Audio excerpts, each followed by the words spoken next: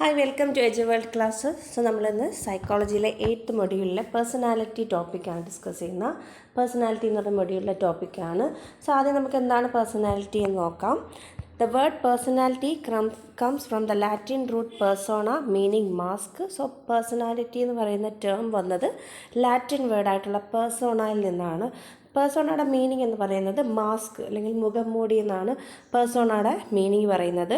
According to this root personality is the impression we make on others, the mask we present to the world. So ഈ ഒരു വ്യക്തിയുടെ personality, ഒരു വ്യക്തിത്വം എന്ന് പറയുന്നത് മറ്റുള്ളവരിൽ നമ്മൾ ഉണ്ടാക്കിയെടുക്കുന്ന ഒരു മുഖംമൂടിയാണല്ലേ.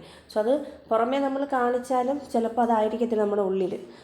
അകത്ത് നമ്മൾ ചിരിക്കുകയായിരിക്കും, പക്ഷേ പുറത്ത് നമ്മൾ വേറെ എന്തെങ്കിലും ഒരു രീതി. സോ അപ്പം മാസ്ക്, ഒരു വ്യക്തിയുടെ വ്യക്തിത്വം എന്ന് പറയുമ്പോൾ നമുക്ക് പുറമേ നിന്ന് നിരീക്ഷിക്കാമെങ്കിലും അവിടെ എന്തായിരിക്കും, അതൊരു ഒരു മാസ്ക് പോലെ ആയിരിക്കും അത് പ്രവർത്തിക്കുക എന്ന് പറയുന്നത്. Personality is defined as a unique set of traits and characteristics relatively stable over time.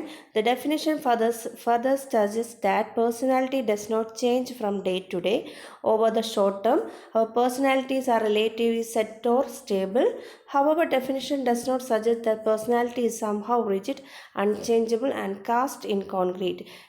So ഇത് നമ്മൾ പേഴ്സണാലിറ്റിയെക്കുറിച്ചുള്ള കുറച്ച് ക്യാരക്ടറിസ്റ്റിക്സ് ആണ് പറഞ്ഞത്. സോ അതിന് നമ്മൾ ഡീറ്റെയിൽ ആയിട്ട് പറയും. സോ ഇത് പേഴ്സണാലിറ്റി അല്ലെങ്കിൽ ഒരു വ്യക്തിയുടെ വ്യക്തിത്വം എന്ന് പറയുന്നത് എന്താണ്, യുണീക്കായിട്ടുള്ള ട്രെയ്റ്റ്സ് ആണ്. ഓരോ വ്യക്തികളിലും അത് യുണീക്കാണ്. ഓരോരുത്തരുടെ വ്യക്തിത്വം എന്ന് പറയുന്നത് എന്താണ്, ഓരോരുത്തർക്കും യുണീക്കായിട്ടുള്ള ഓരോ സെറ്റ് ഓഫ് ട്രെയ്റ്റ്സ് ആയിരിക്കും അതെന്ന് പറയുന്നത്. സോ അത് സ്റ്റേബിൾ ആയിരിക്കും. കുറേ സമയത്ത് നമ്മുടെ വ്യക്തിത്വം എന്തായിരിക്കും, സ്റ്റേബിൾ ആയിട്ടിരിക്കും. എന്ന് വെച്ചാൽ സ്ഥിരം ഒരാളുടെ വ്യക്തിത്വം പേഴ്സണാലിറ്റി ഇരിക്കുമെന്ന് നമുക്ക് പറയാൻ പറ്റില്ല. അപ്പം പേഴ്സണാലിറ്റി സ്റ്റേബിൾ ആണോ എന്ന് ചോദിച്ചാൽ റിലേറ്റീവ്ലി സ്റ്റേബിൾ ആണ്, പക്ഷേ ഡൈനാമിക് നേച്ചറും പേഴ്സണാലിറ്റിക്ക് വരുന്നുണ്ട്. ഈ പേഴ്സണാലിറ്റിയുമായിട്ട് റിലേറ്റ് ചെയ്തിട്ടുള്ള കുറച്ച് ഡെഫിനിഷനാണ്. JB വാട്സിൻ്റെ ഡെഫിനിഷനാണ്. Is a sum activities that can be discovered by actual observations over a long enough period of time to give reliable information. So personality എന്ന് പറയുന്നത് ഒരു വ്യക്തിയുടെ എല്ലാ ആക്ടിവിറ്റീസിനെയും നമ്മൾ ഒരുപാട് കാലം ആക്ച്വൽ ഒബ്സർവേഷൻ്റെ ഒരു ലോങ് പീരീഡ് നമ്മൾ ഒബ്സർവ് ചെയ്യുന്നതിൽ അതിൽ നിന്ന് കിട്ടുന്ന റിലയബിൾ ആയിട്ടുള്ള ഇൻഫർമേഷനാണ് ഒരു വ്യക്തിയുടെ പേഴ്സണാലിറ്റി അല്ലെങ്കിൽ വ്യക്തിത്വം എന്ന് പറയുക എന്നാണ് JB വാട്സൺ പറഞ്ഞിരിക്കുന്നത്. ഇനി പ്രിൻസിൻ്റെയാണ്. Personality is the sum total of all biological innate dispositions, impulses, tendencies, appetites and instincts of the individual and the dispositions and tendency acquired by experience. So ഇതിലിപ്പോൾ പ്രിൻസിൻ്റെ ഇതിൽ പ്രകാരം പറയുന്നത് പേഴ്സണാലിറ്റി എന്നൊരു വ്യക്തിയുടെ നമ്മുടെ ബയോളജിക്കൽ അല്ലെങ്കിൽ ഇന്നേറ്റായിട്ട് ഇൻബോൺ ആയിട്ടുള്ള നമ്മുടെ കഴിവുകൾ അല്ലെങ്കിൽ ഇമ്പൾസുകൾ, നമ്മുടെ ടെൻഡൻസി, അതിലെ അപ്പറ്റൈറ്റ്സുകളും അതുപോലെയുള്ള നമ്മളെ ഇൻസ്റ്റിങ്സ് പറയും, അത് ഡെത്ത് ആൻഡ് ലൈഫ് ഇൻസ്റ്റിങ്സ് ആണെങ്കിലും. സോ അങ്ങനെയുള്ള ഇൻസ്റ്റിങ്സുകൾ, സോ ഇതെല്ലാം നമ്മുടെ എക്സ്പീരിയൻസിലൂടെ അറ്റൈൻ ചെയ്യുന്നതിനെയാണ് ഒരു വ്യക്തിയുടെ പേഴ്സണാലിറ്റി. ഇതെല്ലാം അടങ്ങുന്നതാണ് ഒരു പേഴ്സണാലിറ്റി എന്നാണ് പ്രിൻസ് പറഞ്ഞിരിക്കുന്നത്. സോ ഇനി ലെവിൻ്റെ ഡെഫിനിഷനാണ്. Personality it's a dynamic totality of system present in the individual. So personality എന്ന് പറയുന്നത് ഡൈനാമിക് ടോട്ടാലിറ്റി, ഒരു വ്യക്തിയുമായിട്ട് നിൽക്കുന്ന ടോട്ടാലിറ്റി, അതിൽ വരുന്ന ഡൈനാമിക്, അതായത് ചലനാത്മകതയാണ് ആ ഒരു വ്യക്തിയിലുള്ള സിസ്റ്റത്തിൽ പ്രവർത്തിക്കുന്ന ആ ചലനാത്മകതയാണ് നമ്മൾ പേഴ്സണാലിറ്റി എന്നാണ് ലെവിൻ ഡിഫൈൻ ചെയ്തിരിക്കുന്നത്. സോ ഇനി അടുത്തത് ആൽപോർട്ടിൻ്റെ ഒരു ഡെഫിനിഷനാണ്. So personality it's a dynamic organisation within the individual of those psychophysical system that determine his unique adjustment to his environment. So ഇവിടെ ആൽപോർട്ടിൻ്റെ ഡെഫിനിഷനിൽ അവിടെ കൂടുതൽ എംഫസൈസ് കൊടുത്തിരിക്കുന്ന ഒരു വ്യക്തിത്വം എന്ന് പറയുന്നത് അവിടെ വരുന്ന ചേഞ്ചസിനനുസരിച്ച്, നമ്മളെ എൻവയോൺമെൻറ്റിലെ ചേഞ്ചസിനനുസരിച്ച് നമുക്ക് അഡ്ജസ്റ്റ് ചെയ്യാനുള്ള ആ ഒരു കഴിവിനെയാണ് ഒരു വ്യക്തിയുടെ പേഴ്സണാലിറ്റി എന്നാണ് അദ്ദേഹം പറയുന്നത്.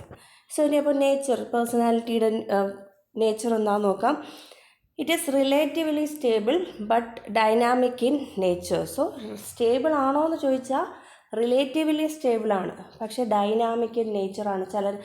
പേഴ്സണാലിറ്റിക്ക് ചലനാത്മകത ഉണ്ട്.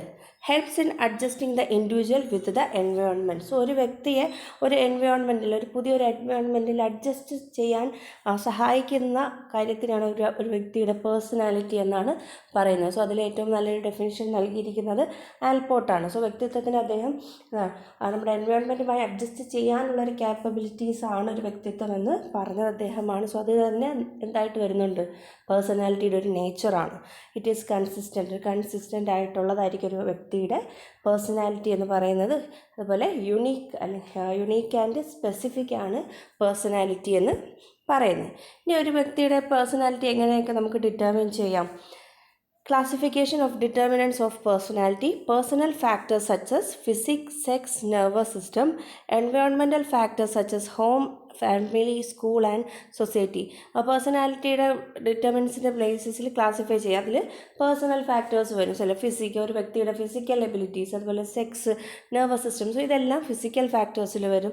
അതല്ലാതെ എൻവയോൺമെൻറ്റൽ ഫാക്ടേഴ്സും വരും.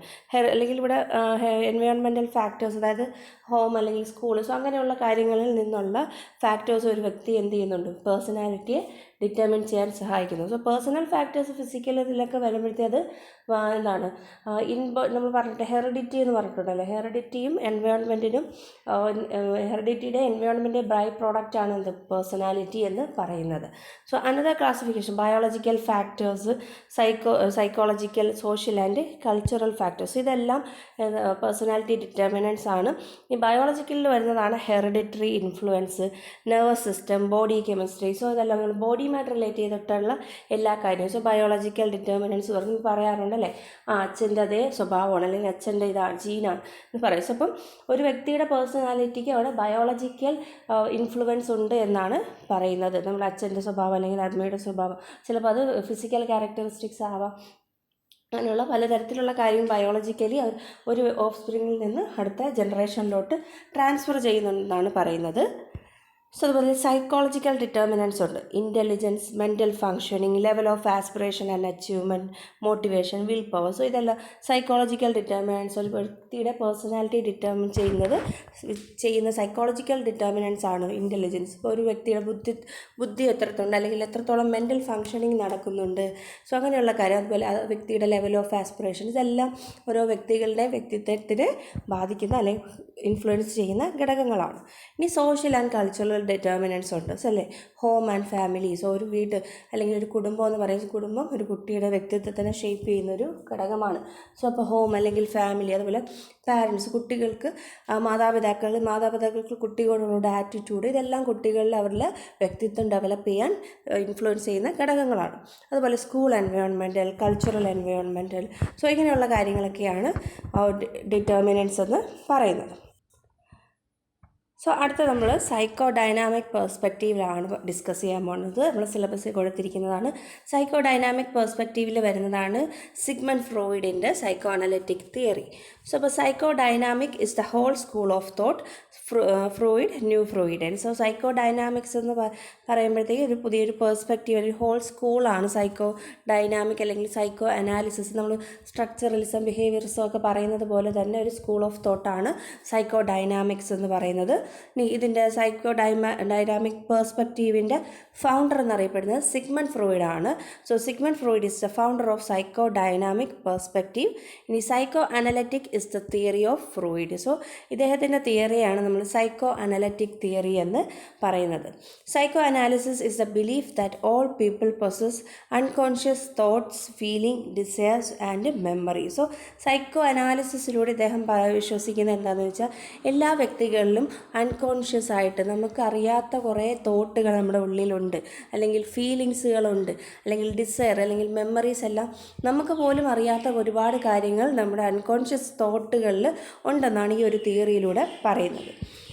According to psychodynamic perspective, a lot of our behavior and the preferences of adulthood are shaped by the experience in our childhood. So psychodynamic perspective പറയുന്നത് നമ്മുടെ ബിഹേവിയർ അല്ലെങ്കിൽ നമ്മുടെ ഒരു അഡൾട്ട്ഹുഡ് ആയിട്ട് വരുമ്പോൾ നമ്മുടെ പ്രിഫറൻസുകളൊക്കെ അതെല്ലാം ഷേപ്പ് ചെയ്തിരിക്കുന്നത് നമ്മുടെ ചൈൽഡ്ഹുഡിലുള്ള നമുക്ക് കിട്ടിയ എക്സ്പീരിയൻസിൽ നിന്നാണ് ഒരു വ്യക്തി ഒരു അഡൾട്ട്ഹുഡ് അല്ലെങ്കിൽ ഒരു വ്യക്തിയുടെ പേഴ്സണാലിറ്റി ഡെവലപ്മെൻറ്റ് എന്ന് പറയുന്നത്. അല്ലെങ്കിൽ ആ ഒരു അഡൾട്ട്ഹുഡ് ടൈമിൽ കാണിക്കുന്ന ബിഹേവിയർ ബിഹേവിയർ അല്ലെങ്കിൽ എന്തെങ്കിലും നമ്മുടെ പ്രിഫറൻസുകളെന്ന് പറയുന്നത് നമുക്ക് ചൈൽഡ്ഹുഡ് കിട്ടിയ ചിലപ്പം എന്തെങ്കിലും ട്രോമാസോ അല്ലെങ്കിൽ ചൈൽഡ്ഹുഡ് നമ്മൾ എക്സ്പീരിയൻസ് ചെയ്ത എന്തെങ്കിലും ഒരു കാര്യം കാരണമായിരിക്കും അങ്ങനെ ചെയ്യുന്നത് എന്നാണ് പറയുന്നത്. അത് നെഗറ്റീവും ആകാം പോസിറ്റീവും ആകാം.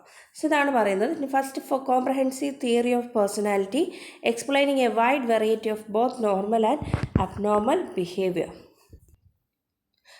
സോ ആദ്യത്തെ കോംപ്രഹെൻസീവ് പേഴ്സണാലിറ്റിയെക്കുറിച്ചുള്ള ആദ്യത്തെ കോംപ്രഹെൻസീവ് തിയറിയാണ്. ഇവിടെ ഒരുപാട് നോർമലും അബ്നോർമൽ ബിഹേവിയേഴ്സിനെയൊക്കെ കുറിച്ച് പറയുന്ന ഒരു തിയറിയാണ് പേഴ്സണാലിറ്റിയെക്കുറിച്ചുള്ളത്, സൈക്കോ അനലിറ്റിക് അപ്രോച്ച് എന്ന് പറയുന്നത്. സോ ഫൗണ്ടർ സൈക്കോ അനലിറ്റിക് തിയറിയുടെ സിഗ്മണ്ട് ഫ്രോയിഡ് ആണ്. So Freud theory is based on his childhood experience, dream and sexual conflict. അദ്ദേഹത്തിൻ്റെ തിയറി കൂടുതലും ബേസ് ചെയ്തിരിക്കുന്നത് എന്താണ്? ചൈൽഡ്ഹുഡ് സമയത്തുള്ള എക്സ്പീരിയൻസും അവിടെയുള്ള ഡ്രീംസും സെക്ഷുവൽ കോൺഫ്ലിക്റ്റുകളൊക്കെയാണ് ഒരു വ്യക്തിയുടെ പേഴ്സണാലിറ്റി എന്നാണ് ഇദ്ദേഹം ഈ ഒരു തിയറിയിലൂടെ പറയുന്നത്. സോ അതിന് നമ്മൾ 3-4 ഇതായിട്ട് ഡിവൈഡ് ചെയ്തിട്ടുണ്ട്. അതിൽ ഓരോന്നായിട്ട് പറയുന്നുണ്ട്. അത് നമ്മൾ ഡിസ്കസ് ചെയ്യും. According to Freud, unconscious drive influenced by sex and aggression along with childhood sexuality are the forces that influence our personality. So ഫ്രോയിഡിൻ്റെ ഒരു ഇതാണ് പേഴ്സണാലിറ്റിയെ ഫ്രോയിഡിൻ്റെ ഒരു ഡെഫിനിഷനാണ് പറഞ്ഞത്. അൺകോൺഷ്യസ് ഡ്രൈവ്, നമ്മുടെ അൺകോൺഷ്യസ് ആയിട്ടുള്ള നമ്മൾ മൈൻഡിലെ ഏറ്റവും ലോവസ്റ്റ് പാർട്ടിലാണ് അൺകോൺഷ്യസ്. നമുക്കറിയാത്ത കുറേ ഡ്രൈവുകളുണ്ട്. അത് നമ്മുടെ സെക്സിനെയും അതുപോലെ അഗ്രഷനെയും അതുപോലെ ചൈൽഡ്ഹുഡിലുള്ള സെക്ഷുവാലിറ്റിയെല്ലാം നമ്മൾ ഒരു പേഴ്സണാലിറ്റിയെ ഇൻഫ്ലുവൻസ് ചെയ്യുന്ന ഫോഴ്സുകളാണ്. ഒരു വ്യക്തിയുടെ പേഴ്സണാലിറ്റിയെ ഫോഴ്സ് അല്ലെങ്കിൽ ഇൻഫ്ലുവൻസ് ചെയ്യുന്ന ഘടകങ്ങൾ വരുന്നതാണ് നമ്മുടെ ചൈൽഡ്ഹുഡിലുള്ള അൺകോൺഷ്യസ് ഡ്രൈവും സെക്സ് കോൺഫ്ലിക്റ്റുകളും അതുപോലെ അഗ്രഷൻസും എല്ലാം എന്നാണ് ഇദ്ദേഹം പറയുന്നത്. He said that the most of the main causes of mental disorders are hidden in unconscious. So unconscious മൈൻഡിന് ഏറ്റവും കൂടുതൽ ഇമ്പോർട്ടൻസ് കൊടുത്തൊരു വ്യക്തിയാണ് അല്ലെങ്കിൽ തിയറീസാണ് സിഗ്മണ്ട് ഫ്രോയിഡിൻ്റെ തിയറീസും സിഗ്മണ്ട് ഫ്രോയിഡ്. സോ അദ്ദേഹം എല്ലാ പ്രോബ്ലംസും അല്ലെങ്കിൽ നമുക്കുള്ള മെൻ്റൽ ഡിസോർഡേഴ്സിൻ്റെ എല്ലാം കാരണം നമ്മുടെ അൺകോൺഷ്യസ് മൈൻഡാണെന്നാണ് അദ്ദേഹം പറയുന്നത്. അപ്പോൾ അദ്ദേഹം മൈൻഡിനെ ഒരു ഐസ്ബർഗുമായിട്ടാണ് അദ്ദേഹം കമ്പയർ ചെയ്തത്. സോ നമ്മൾ ഈ ഒരു പിക്ചർ നോക്കിയാൽ കാണാം അല്ലേ. സോ ഇതിൽ 3ആയിട്ട് നമുക്ക് തിരിക്കാം. ഇതിൽ വെള്ളത്തിൻ്റെ മുകളിൽ കാണുന്ന ആ ഒരു ചെറിയൊരു പോർഷൻ, സോ ആ ഒരു പോർഷനെയാണ് നമ്മൾ കോൺഷ്യസ് മൈൻഡ് എന്ന് പറയുന്നത്. സോ അത് ഒരു 50% ഉള്ളൂ. അത് കഴിഞ്ഞ് അതിൻ്റെ മിഡിലായിട്ട് കുറച്ച് ഭാഗത്തിന് നമ്മൾ സബ് കോൺഷ്യസ് മൈൻഡ് എന്ന് പറയും, ആ വെള്ളത്തിൻ്റെ തൊട്ട് താഴെയായിട്ട്. പിന്നെ അവിടെ നിന്ന് താഴോട്ട് കാണപ്പെടുന്നല്ലേ, മുകളിലുള്ളതിനേക്കാളും ഒരുപാട് താഴോട്ട് പോകുന്നുണ്ട്, ആ ഐസ്ബർഗ് പോകുന്നുണ്ട്. സോ അതാണ് ഒരു വ്യക്തിയുടെ അൺകോൺഷ്യസ് മൈൻഡ് എന്ന് പറയുന്നത്. നമുക്ക് പുറത്ത് നിന്ന് നോക്കിയാൽ അല്ലെങ്കിൽ നമുക്ക് നോക്കിയാൽ പോലും അത് കാണാൻ പറ്റില്ല, അത് ഒരുപാട് ഉള്ളിലോട്ടാണ്. പക്ഷേ അവിടെ ഒരുപാട് കാര്യങ്ങൾ നമ്മൾ റിപ്രസ് ചെയ്ത് വെച്ചിട്ടുണ്ടെന്നാണ് ഇദ്ദേഹം പറയുന്നത്. Freud explain the human mind as like an iceberg with only a small amount of it being visible, that is our observable behavior. So നമ്മൾ പുറത്ത് കാണുന്നതെന്ന് പറയുന്ന ഒരു ഐസ്ബർഗിൻ്റെ ടിപ്പ് അല്ലെങ്കിൽ നമ്മുടെ കോൺഷ്യസ് മൈൻഡിലുള്ള കാര്യം, അത് വളരെ ഒരു പേഴ്സണാലിറ്റി കമ്പയർ ചെയ്യുമ്പം നമ്മുടെ പുറമേ കാണുന്ന കുറച്ച് കാര്യങ്ങൾ മാത്രമാണ് എന്നാണ് അദ്ദേഹം പറയുന്നത്. അത് ഒബ്സർവബിൾ ബിഹേവിയർ ആണ് ആ ഒരു പാർട്ടിൽ വരുന്നത്. But the unconscious submerged mind that has most underlying influence on our behaviour. പക്ഷേ അതിനടിയിലുള്ള അൺകോൺഷ്യസ് മൈൻഡാണ് നമ്മുടെ മെജോറിറ്റി നമ്മുടെ ബിഹേവിയറിനെ ഇൻഫ്ലുവൻസ് ചെയ്യുന്ന ഘടകമെന്നാണ് അദ്ദേഹം പറയുന്നത്. അപ്പോൾ ഇന്ന് അടുത്ത് നമ്മൾ സിഗ്മണ്ട് ഫ്രോയിഡിൻ്റെ സൈക്കോ അനലിറ്റിക്കൽ തിയറിയിലെ തന്നെ തിയറി ഓഫ് പേഴ്സണാലിറ്റി ഡൈനാമിക്സിൽ വരുന്നതാണ്. സോ പേഴ്സണാലിറ്റി ഡൈനാമിക്സ് എന്ന് പറയുമ്പോൾ ഇതിൽ 3 ലെവലുകൾ ഉണ്ട്. നമ്മുടെ കോൺഷ്യസ്നെസ്സിന് 3 ലെവലുകൾ ഉണ്ടെന്നാണ് ഇദ്ദേഹം ഈ ഒരു തിയറിയിലൂടെ പറയുന്നത്. ഹ്യൂമൻ മൈൻഡിന് 3 ലെവൽസായിട്ട് ക്ലാസിഫൈ ചെയ്തിട്ടുണ്ട്. സോ അതാണ് പേഴ്സണാലിറ്റി ഡൈനാമിക്സ് എന്ന് പറയുന്നത്. സോ അത് ആദ്യത്തെ ലെവലാണ് കോൺഷ്യസ് ലെവൽ എന്ന് പറയും. Second is sub conscious or pre conscious level എന്ന് പറയും. തേർഡ് ലെവലാണ് അൺകോൺഷ്യസ് ലെവൽ എന്ന് പറയുന്നത്. സോ അപ്പോൾ അത് ഓരോന്ന് എന്താണെന്ന് നമുക്ക് നോക്കാം. ദ കോൺഷ്യസ് ലെവൽ എന്ന് പറയുന്നത് ടിപ്പ് ഓഫ് ദ ഐസ്ബർഗ്. നമ്മൾ നേരത്തെ കണ്ട ഐസ്ബർഗിൻ്റെ ടിപ്പ് ഭാഗത്തിനെയാണ് കോൺഷ്യസ് ലെവൽ എന്ന് പറയുന്നത്. The conscious level is everything we are thinking, remembering, feeling, sensing or are aware of at this particular moment. So, conscious level എന്ന് പറയുന്നത് ഈ ഒരു സമയത്ത് നമ്മൾ എന്താണോ ചിന്തിക്കുന്നത്, അല്ലെങ്കിൽ നമുക്ക് എന്തൊക്കെയാണോ ഓർമ്മയുള്ളത്, അല്ലെങ്കിൽ ഈ സമയത്ത് നമുക്ക് എന്താണോ ഫീൽ ചെയ്യുന്നത്, അല്ലെങ്കിൽ എന്താണ് സെൻസ് ചെയ്യുന്നത്, അല്ലെങ്കിൽ നമുക്ക് എന്തൊക്കെ അറിയാം. സോ ഇതെല്ലാം ആ ഒരു പർട്ടിക്കുലർ മൊമെൻറ്റിൽ നമുക്ക് എന്തൊക്കെ അറിയാം അതുമായിട്ട് റിലേറ്റ് ചെയ്തിട്ടുള്ളതാണ് കോൺഷ്യസ് ലെവൽ എന്ന് പറയുന്നത്. നമ്മുടെ ബോധ മനസ്സ് എന്ന് പറയുന്നത് ഇത്രയും കാര്യങ്ങൾ. നമുക്ക് ഈ ഒരു മൊമെൻറ്റിൽ എന്തൊക്കെ അറിയാം, എന്തൊക്കെ വീക്ഷിക്കാൻ പറ്റുന്നുണ്ട്, എന്തൊക്കെയാണ് നമുക്ക് ഓർമ്മ വരുന്നത്. സോ ഇതെല്ലാം അടങ്ങുന്ന ലെവലാണ് കോൺഷ്യസ് ലെവൽ എന്നാണ് അദ്ദേഹം പറയുന്നത്. Ideas and thought are constantly flowing in and out of the conscious mind. ഇവിടെ ഈ കോൺഷ്യസ് മൈൻഡിലോട്ട് നമുക്ക് ഒരുപാട് ഐഡിയാസും ഇപ്പോൾ ഒരുപാട് ചിന്തകളും ഒക്കെ അങ്ങോട്ടും ഇങ്ങോട്ടും എന്ത് ചെയ്യുന്നുണ്ട്, പോകുന്നുണ്ട്. നമ്മൾ പുറത്തു നിന്നുള്ള കാര്യങ്ങൾ ചിന്തിക്കും, പല പല കാര്യങ്ങൾ ചിന്തിക്കാറുണ്ട്. സോ അതെല്ലാം നടക്കുന്ന ഒരു ലെവലാണ് conscious level. Example, your conscious awareness right now might be the word you are reading or hearing or how tired you are. So conscious ലെവലിന് ഉദാഹരണം പറഞ്ഞിരിക്കുന്നതല്ല, ഇപ്പം നിങ്ങൾ എന്തിനെക്കുറിച്ചാണോ അവെയർ ചെയ്യുന്നത്, അല്ലെങ്കിൽ ഇപ്പോൾ എന്തെങ്കിലും ഒരു കാര്യം വായിച്ചു, ഒരു ബുക്ക് വായിച്ചു, അപ്പോൾ അതിലുള്ള കാര്യത്തിനെക്കുറിച്ച് നിങ്ങൾ അവെയറാണ്. സോ ആ ഒരു തലത്തിന്, ആ ഒരു മൈൻഡിൻ്റെ ആ ഒരു തലത്തിനാണ് ബോധ മനസ്സ് അല്ലെങ്കിൽ കോൺഷ്യസ് ലെവൽ എന്ന് നമ്മൾ പറയുന്നത്. ഇനി അടുത്തതാണ് preconscious level. So personality ഡൈനാമിക്സിൽ വരുന്ന രണ്ടാമത്തെ ലെവലാണ് മൈൻഡിൻ്റെ മൂന്നായിട്ട് ലെവലുകളാക്കി അതിൽ രണ്ടാമത്തെ ലെവലാണ് പ്രീ കോൺഷ്യസ് ലെവൽ എന്ന് പറയുന്നത്. Just below the surface. നമ്മൾ ടിപ്പ് പറഞ്ഞില്ലേ, ടിപ്പ് കഴിഞ്ഞ് അത് കഴിഞ്ഞ് സർഫസിൽ നിന്ന് തൊട്ട് താഴെയുള്ള ലെവലാണ് പ്രീ കോൺഷ്യസ് ലെവൽ എന്ന് പറയുന്നത്. The preconscious contains information which we often say is at the back of our mind and we can be brought to the conscious mind by simply thinking about it. So conscious mind അല്ല preconscious mind അല്ലെങ്കിൽ subconscious level എന്ന് പറയും. ഇവിടെ informations എന്ന് പറയുന്നത് back of നമ്മുടെ മൈൻഡിൻ്റെ ബാക്കിലുള്ള കുറേ കാര്യങ്ങളാണ്. നമുക്ക് വേണമെന്ന് വിചാരിച്ചാൽ ഓർത്തെടുക്കാം, പക്ഷേ പ്രസൻ്റ്ലി നമ്മളെ മൈൻഡിൽ അത് അവൈലബിൾ അല്ല. പക്ഷെ വേണമെന്ന് വിചാരിച്ചാൽ നമുക്കതിന് എന്ത് ചെയ്യാൻ പറ്റും, തിരിച്ച് നമ്മളെ ബോധ മനസ്സിലോട്ട് കൊണ്ടുവരാൻ പറ്റുന്ന തരത്തിലുള്ള കാര്യങ്ങളെയാണ് പ്രീ കോൺഷ്യസ് ലെവലിൽ വരുന്നത്. So back of our mind എന്ന് പറയും, just below the surface, tip of the ഇതിന് താഴെയായിട്ട്, സർഫേസിന് തൊട്ട് താഴെയായിട്ട് വരുന്ന ലെവലാണ് സബ് കോൺഷ്യസ് ലെവൽ എന്ന് പറയുന്നത്. Think about what did you have for lunch yesterday? What did you learn last lesson? You just moved this thought from your pre-conscious to your conscious level of awareness. So, ഈ sub conscious മൈൻഡിൽ ഉള്ള കാര്യങ്ങൾ അല്ലെങ്കിൽ sub conscious ലെവലിലുള്ള കാര്യങ്ങൾ നമുക്ക് ഒന്ന് ഓർത്തെടുത്താൽ നമുക്ക് കോൺഷ്യസ് തലത്തിലോട്ട് അതിനെക്കുറിച്ച് അവെയർ ആയിട്ടിരിക്കാൻ പറ്റും. സോ അതാണ് കോൺഷ്യസ് ലെവൽ എന്ന് പറയുന്നത്. ഇനി അടുത്തതാണ് അൺകോൺഷ്യസ് ലെവൽ എന്ന് പറയുന്നത്. നമ്മൾ ഐസ്ബർഗിൽ കണ്ട ഏറ്റവും താഴെയുള്ളതല്ലേ, ഒരു മേളിൽ കണ്ട ടിപ്പ് വെറും ചെറുതായിരുന്നല്ലോ, അതിൽ നിന്ന് ഒരുപാട് താഴോട്ട് ഉണ്ട്. സോ അതിനാണ് ഡീപ്പ് ബിലോ ദ സർഫേസ്, ഏറ്റവും കൂടുതൽ ഉള്ളിലോട്ട് അകത്തോട്ട് ഡീപ്പായിട്ട് പോകുന്നത്, സർഫേസിൽ നിന്ന് ഒരുപാട് താഴോട്ട് പോകുന്നത്. We are not aware of conscious thought but they still have considerable influence on our conscious thoughts and feelings. So നമുക്ക് അതിനെക്കുറിച്ച് അറിയത്തില്ല, അങ്ങനെ കുറേ അൺകോൺഷ്യസ് ആയിട്ടുള്ള ചിന്തകൾ അല്ലെങ്കിൽ ഫീലിങ്സുകൾ നമ്മുടെ ഉള്ളിലുണ്ട്, പക്ഷെ അതിനെക്കുറിച്ച് നമുക്കറിയത്തില്ല. അങ്ങനെ കുറേ തോട്ട്സുകളുണ്ട് അല്ലെങ്കിൽ ഫീലിങ്സ് ഉണ്ട് എന്ന് അങ്ങനെ ഉണ്ട്, പക്ഷെ അവിടെയുള്ള തോട്ട്സും ഫീലിങ്സും ആണ് നമ്മളെ ഇൻഫ്ലുവൻസ് ചെയ്യുന്നത്. പക്ഷെ നമുക്കത് വേണമെന്ന് വിചാരിച്ചാൽ പോലും അൺകോൺഷ്യസ് മൈൻഡിലുള്ള കാര്യങ്ങൾ എന്ത് ചെയ്യാൻ പറ്റില്ല, ഓർത്തെടുക്കാൻ പറ്റില്ല.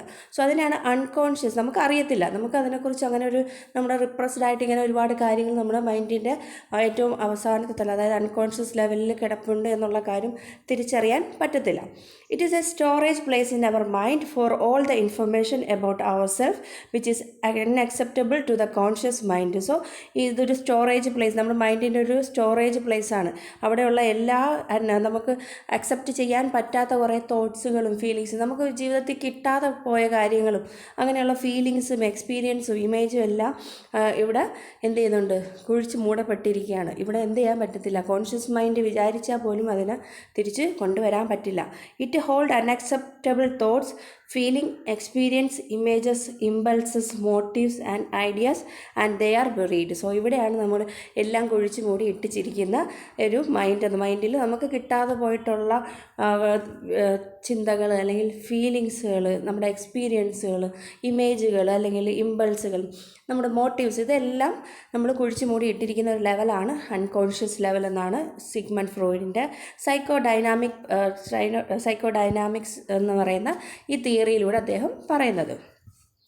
Freud believed that painful memories, frightening experience and emotionally painful thoughts are held in the unconscious because they are very difficult to bring to our conscious thought. It is not a place for all memories but rather a place for the skeletons in the closet. So Freud believe ചെയ്യുന്നത് നമ്മുടെ painful ആയിട്ടുള്ള memories അല്ലെങ്കിൽ നമുക്ക് പേടിപ്പിക്കുന്ന experience അല്ലെങ്കിൽ emotionally നമുക്ക് വിഷമമുള്ള കുറേ ചിന്തകളുണ്ട്, ഇതെല്ലാം അൺകോൺഷ്യസ് മൈൻഡിലോട്ടാണ് എന്ത് ചെയ്യുന്നത് നമ്മൾ തള്ളിവിടുന്നത്. സോ ഇതെന്തെന്ന് വെച്ചാൽ ഈ ഒരു കാര്യം നമുക്ക് വരരുത് എന്ന് തിരിച്ച് ആ ഒരു വിഷമം അല്ലെങ്കിൽ ആ ഒരു ഡിഫിക്കൽട്ട് കോൺഷ്യസ് മൈൻഡിലോട്ട് വരരുത് എന്നുള്ള രീതിയിലാണ് നമ്മൾ എന്ത് ചെയ്തിരിക്കുന്നത്, അൺകോൺഷ്യസ് ലെവലിലോട്ട് ഇതിനെ തള്ളിവിട്ടിരിക്കുന്നത്. പക്ഷേ അത് ഈ ആ അൺകോൺഷ്യസ് ലെവലിലുള്ള കാര്യങ്ങൾ നമ്മുടെ പേഴ്സണാലിറ്റിയെ നമ്മൾ പോലും അറിയാതെ ഇൻഫ്ലുവൻസ് ചെയ്യുമെന്നാണ് ഇദ്ദേഹം ഈ ഒരു ഇതിലൂടെ സൈക്കോഡൈനാമിക് പെർസ്പെക്റ്റീവിലൂടെ പറയുന്നത്. സോ ഫ്രോയിഡിൻ്റെ തിയറി പ്രകാരം 2 തരം ഇൻസ്റ്റിങ്ക്ട്സ് ഉണ്ടെന്നാണ് പറയുന്നത്. ഇൻസ്റ്റിങ്ക്റ്റ് എന്ന് പറയുമ്പോഴത്തേക്ക് സഹജവാസന അല്ലെങ്കിൽ നമുക്ക് ഇൻബോൺ ആയിട്ട് കിട്ടിയിട്ടുള്ള കുറേ കാര്യങ്ങൾ. സോ അതിനാണ് ഇൻസ്റ്റിങ്ക്റ്റ് എന്ന് പറയുന്നത്. സോ അതിന് libido is the energy of light and death instinct. So ഈ 2 ഇൻസ്റ്റിങ്ക്റ്റ് എന്ന് പറയുന്നത് ലൈഫും ഡെത്ത് ഇൻസ്റ്റിങ്ക്റ്റുമാണ്. സോ അതിലോട്ടുള്ള ആ എനർജി എന്ന് നമ്മൾ പറയുന്നത് ലിബിഡോ എന്നാണ്. Instincts are mental representation of stimuli that originate within the body. So നമ്മുടെ ഉള്ളിൽ തന്നെ അല്ലെങ്കിൽ സഹജവാസന അല്ലെങ്കിൽ ജന്മവാസന എന്ന് പറയും. സോ അങ്ങനെയുള്ള നമ്മുടെ ഉള്ളിൽ തന്നെ ഡെവലപ്പ് ചെയ്യുന്ന സ്റ്റിമുലസിൻ്റെ മെൻ്റൽ റെപ്രസെൻറ്റേഷനാണ് നമ്മൾ ഇൻസ്റ്റിങ്ക്റ്റ് എന്ന് പറയുന്നത്. സോ അത് 2 തരമുണ്ട്. Life instinct serve the purpose of survival and are manifested in form of psychic energy called libido. So അതിന് ലിബിഡോ എന്ന് പറയും. അത് ലൈഫ് ഇൻസ്റ്റിങ്ക്റ്റിനെ നമ്മൾ ലിബിഡോ എന്ന് പറയും. അതായത് ജീവിക്കാനുള്ള കാര്യങ്ങൾ, ജീവിക്കാനുള്ള എനർജി, സർവൈവ് ചെയ്യാനുള്ള എനർജി. സോ ഈ ഒരു എനർജി, അതിനൊരു എനർജി ഉണ്ട്. ആ ഒരു സൈക്കിക് എനർജിയെ നമ്മൾ ലിബിഡോ എന്ന് പറയും. ഇനി അടുത്ത ഇൻസ്റ്റിങ്ക്റ്റ് ലൈഫ് ഇൻസ്റ്റിങ്ക്റ്റിൽ പറയുന്നതാണ് ലിബിഡോ. ഇനി death instincts are unconscious drive. So ഇത് ഡെത്ത് ഇൻസ്റ്റിങ്ക്റ്റ് എന്ന് പറയുന്ന അൺകോൺഷ്യസ് ഡ്രൈവിനെയാണ്. സോ ഇത് towards decay, destruction and aggression. So അല്ലെങ്കിൽ ഡീകേ ചെയ്ത് നമ്മുടെ ബോഡി ക്ഷയിക്കുക അല്ലെങ്കിൽ നശിക്കുക അല്ലെങ്കിൽ ഒരു അഗ്രഷൻ. സോ ഇതിനെയാണ് നമ്മൾ ഡെത്ത് ഇൻസ്റ്റിങ്ക്റ്റ് എന്ന് പറയുന്നത്. അപ്പം 2 ടൈപ്പ് ഇൻസ്റ്റിങ്ക്ട്സ് ആണ് അദ്ദേഹം പറയുന്നത്, ലൈഫ് ഇൻസ്റ്റിങ്ക്ട്സ് അല്ലെങ്കിൽ libido, next is death instinct. So ഇനി ആൻസൈറ്റി എന്ന് പറയുമ്പോൾ threat to go. So threat to the ego. Reality anxiety is a fear of dangers in the real world. Real വേൾഡിലുള്ള നമ്മുടെ ഡേഞ്ചർ അല്ലെങ്കിൽ പേടി എന്ന് പറയുന്നത് റിയാലിറ്റിയെക്കുറിച്ചുള്ള ആൻസൈറ്റിയാണ്. ഇനി എന്ത് സംഭവിക്കും അതിനെക്കുറിച്ചുള്ള ആ ഒരു ആൻസൈറ്റിയാണ് നമ്മൾ റിയൽ വേൾഡിൽ നമ്മൾ ഫേസ് ചെയ്യുന്ന ഫിയർ പേടി എന്ന് പറയുന്നത്. ഇനി ന്യൂറോട്ടിക് ആൻസൈറ്റി ഉണ്ട്. Is conflict between instinctual gratification and reality എന്ന്. സോ ന്യൂറോട്ടിക് എന്ന് പറയുമ്പോഴത്തേക്ക് ഞരമ്പ് സംബന്ധം അല്ലെങ്കിൽ നാഡീവ്യൂഹവുമായിട്ട് റിലേറ്റ് ചെയ്താണ് ന്യൂറോട്ടിക് പറയുന്നത്. സോ ഇവിടുത്തെ കോൺഫ്ലിക്റ്റ് എന്ന് എന്തൊക്കെ തമ്മിലാണെന്ന് വെച്ചാൽ ഇൻസ്റ്റിങ്ക്ച്വൽ ഗ്രാറ്റിഫിക്കേഷൻ, നമ്മുടെ ഇൻസ്റ്റിങ്ക്ട്സ് ഉണ്ടല്ലോ ജന്മനാ കിട്ടിയ അത് ഗ്രാറ്റിഫൈ ചെയ്യാനുള്ള, അത് നേടിയെടുക്കാനുള്ള ആ ഗ്രാറ്റിഫിക്കേഷനും റിയാലിറ്റിയും തമ്മിലുള്ള കോൺഫ്ലിക്റ്റ് കാരണമാണ് ന്യൂറോട്ടിക് ആൻസൈറ്റി ഡെവലപ്പ് ചെയ്യുന്നത്. ഇനി മോറൽ ആൻസൈറ്റി വരുന്നത് conflict between id and super ego. ഇതും സൂപ്പർ ഈഗോയും തമ്മിലുള്ള. സോ ഇതും സൂപ്പർ ഈഗോ എന്താണെന്ന് പറയും. സോ അപ്പോൾ അത് രണ്ടും തമ്മിലുള്ള കോൺഫ്ലിക്റ്റാണ് മോറൽ ആൻസൈറ്റിക്ക് കാരണമെന്നാണ് അദ്ദേഹം പറയുന്നത്. സോ ഇനി ഫ്രോയിഡുമായിട്ട് റിലേറ്റ് ചെയ്തിട്ടുള്ള കുറച്ച് കാര്യങ്ങളുണ്ട്. ഡിഫെൻസ് മെക്കാനിസം നമ്മൾ പറഞ്ഞില്ല, ഒരു വ്യക്തിക്ക് ഒരു എൻവയോൺമെൻറ്റിൽ അഡ്ജസ്റ്റ് ചെയ്യാൻ പറ്റിയില്ലെങ്കിൽ അഡ്ജസ്റ്റ് ചെയ്യാൻ വേണ്ടി കുറച്ച് കാര്യങ്ങൾ ചെയ്യും. സോ അതിനെ നമ്മൾ ഡിഫെൻസ് മെക്കാനിസം എന്ന് പറയും. സോ അതിൽ പറയുന്നതാണ്, ഇതിൽ ഓരോന്നും ജസ്റ്റ് എന്താണെന്ന് അറിഞ്ഞിരിക്കണം. സോ കോമ്പൻസേഷൻ എന്ന് പറയും. Strengthen one two hide another. So compensation എന്ന് പറയുന്ന ഒരു ഡിഫെൻസ് മെക്കാനിസം ഇവിടെ നടക്കുന്നത് എന്താണെന്ന് വെച്ചാൽ നമുക്ക് ഏതെങ്കിലും ഒരു ഫീൽഡിൽ നമ്മൾ വീക്കായിരിക്കും. സോ ആ അത് പുറത്തറിയിക്കാതിരിക്കാൻ വേണ്ടി മറ്റു മേഖലയിൽ നമ്മൾ എന്ത് ചെയ്യും, ഭയങ്കരമായിട്ട് ശോഭിച്ച് നിൽക്കും. സോ ഇപ്പോൾ ഉദാഹരണം പറയാം, ക്ലാസ്സിൽ ഒട്ടും പഠിക്കാത്തൊരു കുട്ടിയാണ്, പക്ഷേ അവൻ എന്ത് ചെയ്യും, അത് കോമ്പൻസേറ്റ് ചെയ്യാൻ വേണ്ടി നല്ല രീതിയിൽ സ്പോർട്സിലൊക്കെ പങ്കെടുത്ത് അച്ചീവ്മെൻറ്റ് അച്ചീവ് ചെയ്യും. സോ ഇത് ഈ ഒരു ഡിഫെൻസ് മെക്കാനിസത്തിനെയാണ് നമ്മൾ കോമ്പൻസേഷൻ കൊണ്ട് പറയുന്നത്. സോ നെക്സ്റ്റ് ഇസ് ഡിനയലാണ്. സോ ഡിനയൽ എന്ന് പറയുമ്പോഴത്തേക്ക് നമുക്ക് എന്തെങ്കിലും നെഗറ്റീവായിട്ട് സംഭവിച്ചു കഴിഞ്ഞാൽ അല്ലെങ്കിൽ നെഗറ്റീവ് ബിഹേവിയറിനെ നമ്മളത് സമ്മതിക്കത്തില്ല. ചില ആൾക്കാർക്ക് എന്തെങ്കിലും ഭയങ്കരമായിട്ട് ഇഷ്ടപ്പെട്ട എന്തെങ്കിലും നഷ്ടപ്പെട്ട് കഴിയുമ്പോഴത്തേക്ക് അവർ പറയില്ല, അങ്ങനെ സംഭവിച്ചിട്ടില്ല, അല്ലെങ്കിൽ അങ്ങനെ ഒരു വ്യക്തിയുടെ മരണം സംഭവിച്ചിട്ടില്ല എന്നുള്ള രീതിയിൽ അവരെന്ത് ചെയ്യാൻ നിൽക്കും, ആ സിറ്റുവേഷൻ അഡ്ജസ്റ്റ് ചെയ്യാൻ നിൽക്കും. സോ അതിനാണ് ഡിഫെൻസ് മെക്കാനിസംസ് കൊണ്ട് നമ്മൾ ആ അഡ്ജസ്റ്റ്മെൻറ്റ് പ്രോബ്ലത്തിന്, മാൽ അഡ്ജസ്റ്റ്മെൻറ്റിനെ മാറ്റാൻ വേണ്ടി നമ്മൾ എടുക്കുന്ന കുറച്ച് മുൻകരുതലുകളാണ് ഡിഫൻസ് മെക്കാനിസം. സോ അപ്പം ഡിനയൽ എന്ന് പറയുമ്പോഴത്തേക്ക് എന്തെങ്കിലും ഒരു സംഭവം നമ്മളതിന് നമുക്ക് മോശമായിട്ടുള്ള കാര്യമായിരിക്കും, ചിലപ്പോൾ അതൊരു ബിഹേവിയർ ആയിരിക്കാം, ചിലപ്പോൾ അതെന്തെങ്കിലും ഒരു സംഭവമായിരിക്കാം. സോ അതിനെ നമ്മൾ എന്ത് ചെയ്യും, അംഗീകരിക്കത്തില്ല, ഡിനൈ ചെയ്ത് വിടും. സോ അതിനെയാണ് ഡിനയൽ എന്ന്, റിഫ്യൂസ് ചെയ്ത് നമ്മൾ വിടും, ഡിനയൽ എന്ന് പറയും. ഇനി displacement, take it out on someone else.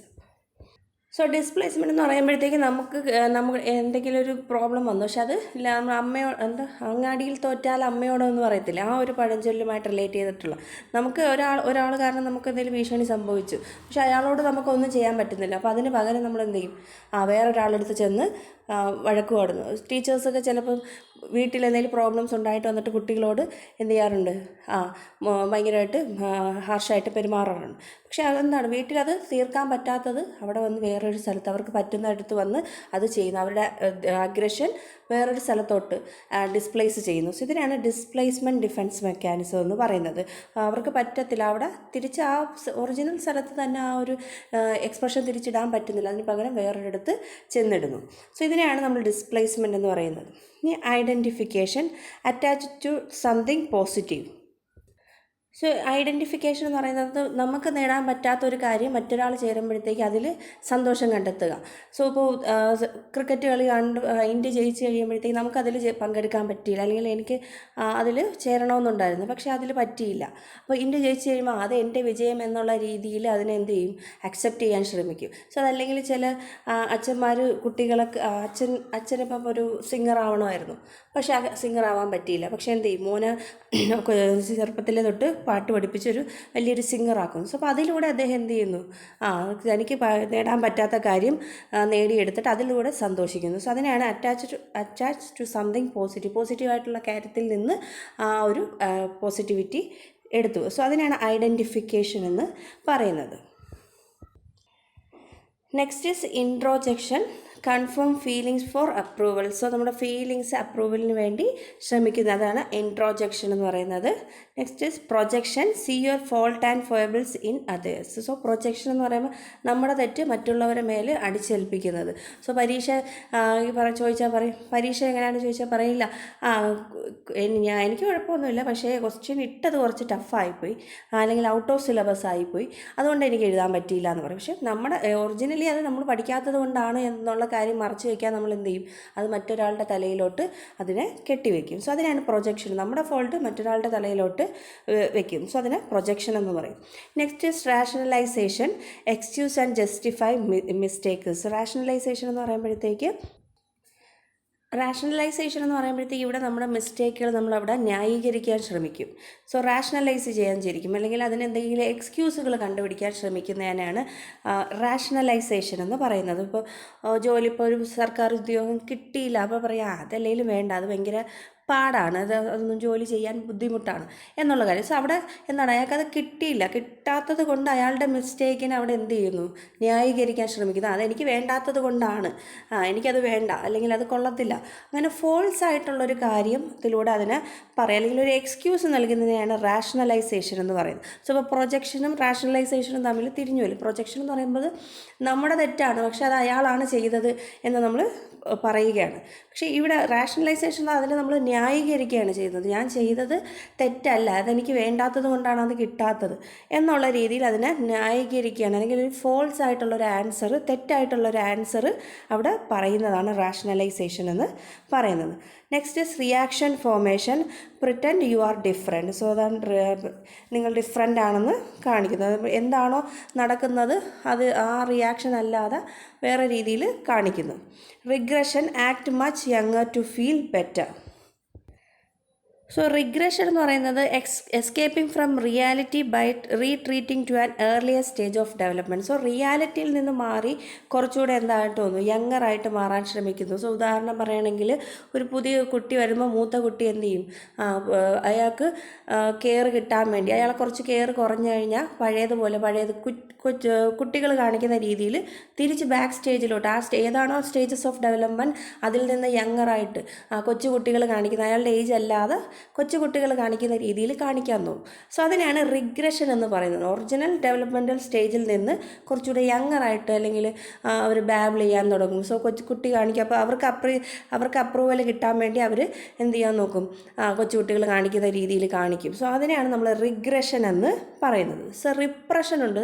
Spelling തമ്മിൽ തിരിച്ചു. റിപ്രഷൻ എന്ന് പറയുന്നത് നമുക്ക് putting things in to darkness. നമുക്ക് വേണ്ടാത്ത കാര്യങ്ങളെങ്കിൽ നമ്മൾ ഓർക്കാൻ ആഗ്രഹിക്കാത്ത കാര്യങ്ങൾ നമ്മളൊരു ഡാർക്ക്നെസ്സിലോട്ട് തള്ളിവിടും. നമ്മൾ ഓർക്കാതെ പുറത്തെടുക്കാതെ ശ്രമിക്കുന്നു.